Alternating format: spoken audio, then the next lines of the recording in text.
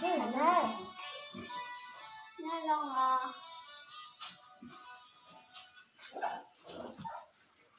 Cái vấn đề bên nào theo nó tay đều. Ô non chưa. Nó bên non chưa hả? Chưa chịu yêu. Bên trong có chó nên chỉ sữa. Mới cho có chó nữa. Ó pha đi à? Ít cho. Thứ nào dần chưa có chữ. Thứ nào dần chưa chịu yêu. Chỉ không?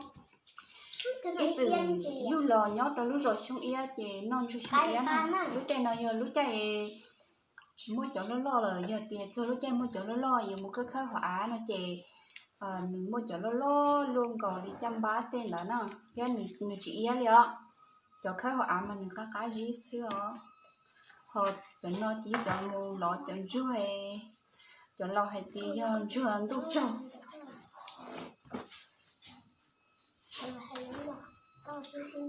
biết là rồi nó biết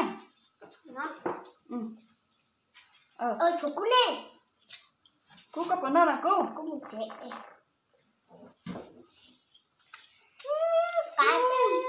tôi tao không nên để à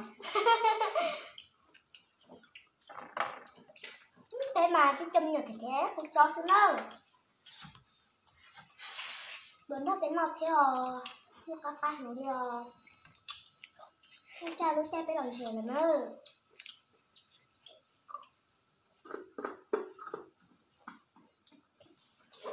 nó bên một cái bên trong này cho xong em nó theo thằng mà có chỉ thằng thôi rồi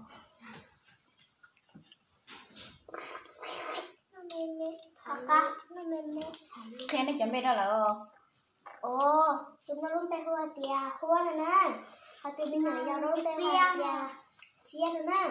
có hồ dặn á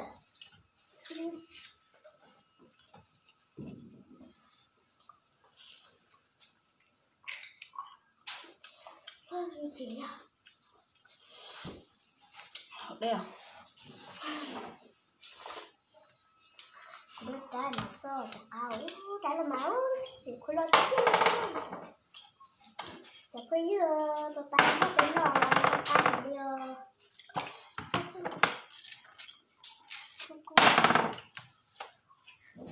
cái non cho xong yêu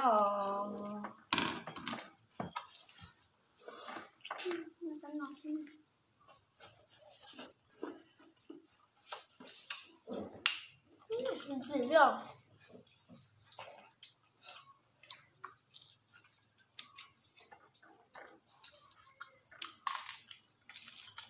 mình ăn chả mà cho đi thích chứ đâu chúng nó hơi máy tử nó nè chúng nó chỉ là máy tử thì rồi cái cho đi đua bé cháu nó đâu chứ cháu nó bé vẫn chỉ cho đi ở tụi nó nữa cái đây bao đây nữa đó rồi cho đi thích chứ tụi nó chút chuyện yêu đâu nó cũng không có tự tả nó chút chuyện yêu gì là lọ à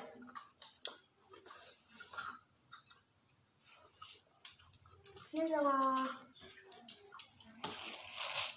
ăn chua thì chỉ có cho nó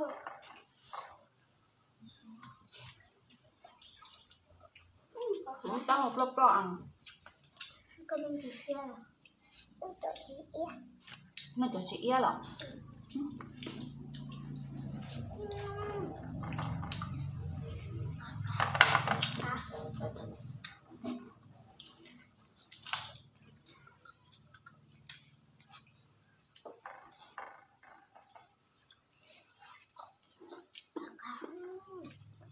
nó chín nữa bạn cho cơm mất chưa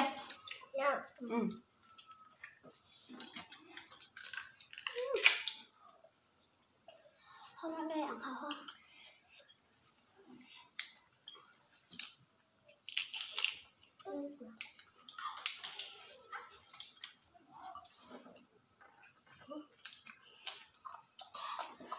chị đó cái bán nó bên nó cá hình liều chứ mà cá hình nữa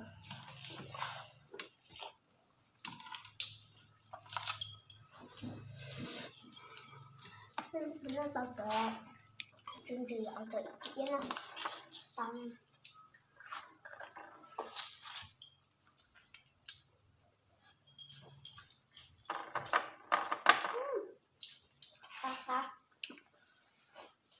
một trời dù mà đánh rất sẵn sàng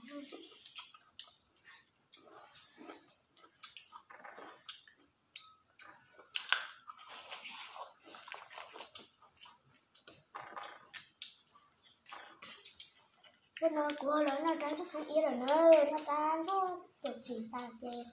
họ là nó trắng rất là nơi không trắng rất là chị cho bột chữ ồ giặc hả trắng nó ta có trắng chút nữa ta có cao lên chạy em à có chuyện là chạy em gì ta có là ta rồi mẹ nó thêm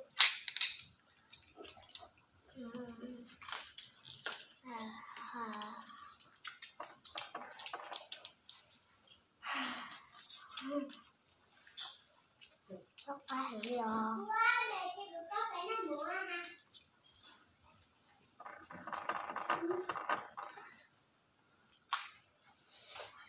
Cái giác của nó chỉ tao rồi. Còn nó là Kaka. Còn nó là siêu hồn. Lấy hộ. Colombia hồi đi chào Con chào. thế Colombia hồi đi chào nó hello là chú bé hello bố con ăn chưa Colombia hay anh à Colombia ai rồi ai con bố hồi đi chào con bố đó con mẹ nè con mẹ hô đi chào nó mẹ hô mẹ nó hả con mẹ hô con mẹ nó nhớ là thấy cơ ạ cái đồ xin nó cho nó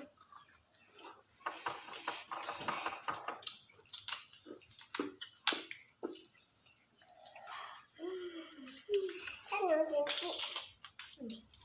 nó mặn lắm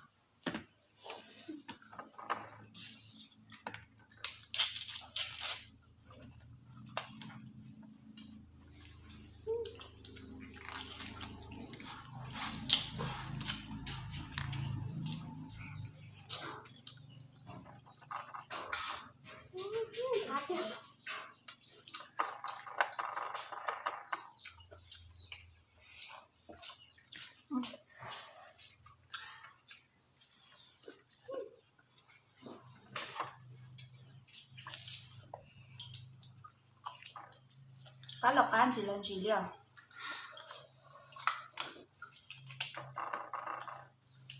nó có sự tam nó phần mình chỉ ra